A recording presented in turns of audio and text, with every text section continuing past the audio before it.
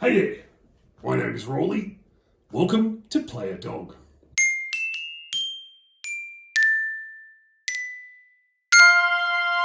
You know, I pretend all the time that people ask me, hey Rawley, what are some board games out there nowadays? And could you recommend some games that people new to the hobby, like myself? And because you're definitely not wondering if this piece of paper is blank, you're probably thinking to yourself, that really is a natural sounding pretense for a series of videos discussing the ways that board games have evolved over recent years. Maybe one even offering up some simple recommendations to try out a variety of innovative new mechanics. So let's do that. Probably the first thing to do is to slowly walk in front of a bookcase full of board games. That way I can present myself as a kind of sage counsel in the field of tabletop, surveying my kingdom of play. Despite the fact that this is clearly more about me having a debilitating hoarding issue. Perhaps I might even stop, take a game or two out of their spaces and turn them over in my hands and smile, so you get the impression that I have experience and discernment, even though some of these haven't been opened, and the rulebook for that one over there gives me an active anxiety disorder. 4.35 complexity rating is too high! You have too many tokens! But if you ignore all that, I'm happy to walk you through a few options that can help you glimpse just some of the myriad experiences and mechanics that modern board games can offer. Ah!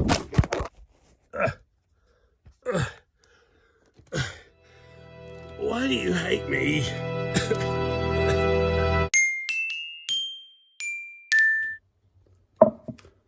When I was younger, I loved board games. But back in those days, the majority of games were kind of lame. For the most part, they boiled down to exercises in rolling a die and moving a certain amount of squares around a board. There are exceptions, of course. I have fantastic memories of gathering friends together for epic day-long tournaments of Risk, or the thrill of sifting through the components of Hero Quest or Space Crusade. I was even lucky enough to own a first edition starter kit of Magic the Gathering. Had my little mind blown by the concept of deck building in its infancy. But it seemed that the majority of games turned into petty, hyper-competitive bores, were driven solely by luck, or outstayed their welcome.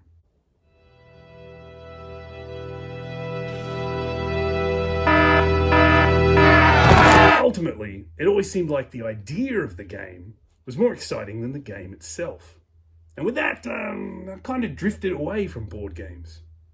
2 decades later, and the end times came. Pandemic was unleashed upon the world, and in the face of a demand that we keep to ourselves and have no contact with anyone, I found myself dreaming of those days when I would gather with friends together around a board game.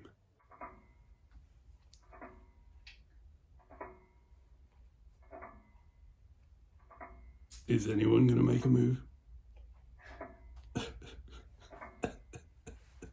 And like some ham-fisted Godfather 3 reference, I was pulled back into board games.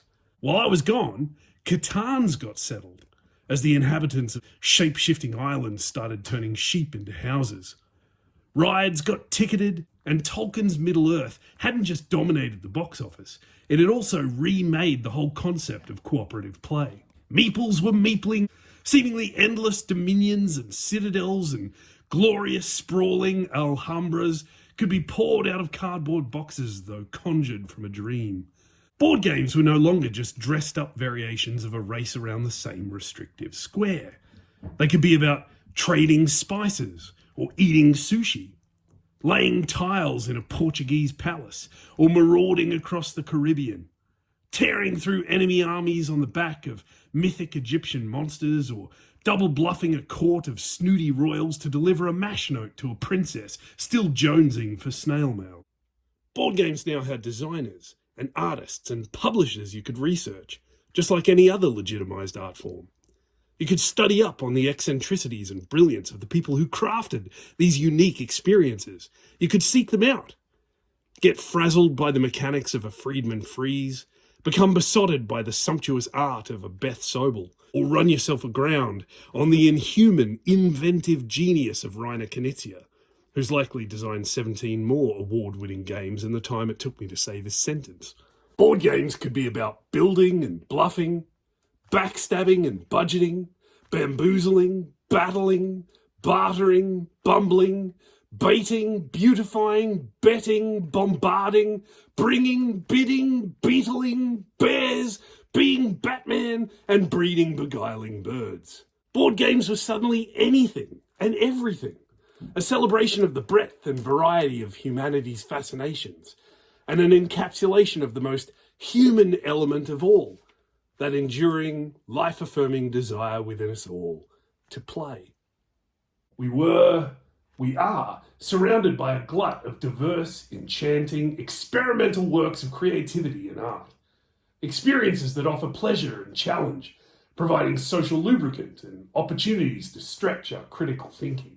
But with all that in mind, it can be hard to know where to start unpacking these boxes of myriad wonders. So that's what I'm going to try and do. For the next few episodes, I'll offer short overviews of some of the new mechanics that board games have developed over the years. Things like tile laying and card drafting and social deduction and worker placement. I'll offer some suggestions for good, easily accessible games to try these mechanics out. And I'll no doubt start getting all giddy and weird over the sumptuous components of these often beautiful objects. Above all, I mostly want to celebrate the happy, playful frisson that comes from engaging with any board game play, whether confrontational or collaborative, competitive or solitary. Because board games are great, even when they're not. Why? For this inaugural episode, my first recommendation is going to be play anything. Anything at all. Simple, complex, fantastical, relaxing, a deck of cards or a dudes on a map extravaganza. Whatever it is that catches your eye, try it out, give it a go. Because you never know what is going to be that game that fires up the fascination and draws you into this resplendent, ridiculous ride. As for me, on our next episode, we'll be talking about the game that reignited my passion with this hobby. And we'll also be talking about the mechanism of tile laying. So, yeah, you can probably guess what the game I'm going to recommend is. Yes, that one. Try to act surprised. If you're interested, why not join me as I explore it here on Play a Dog? You can subscribe and hit the like button. If you've got any questions, put them down in the comments below. Do all the things, make the social interaction algorithm. I'll see you on the next episode. Until then, have fun, good game, be well.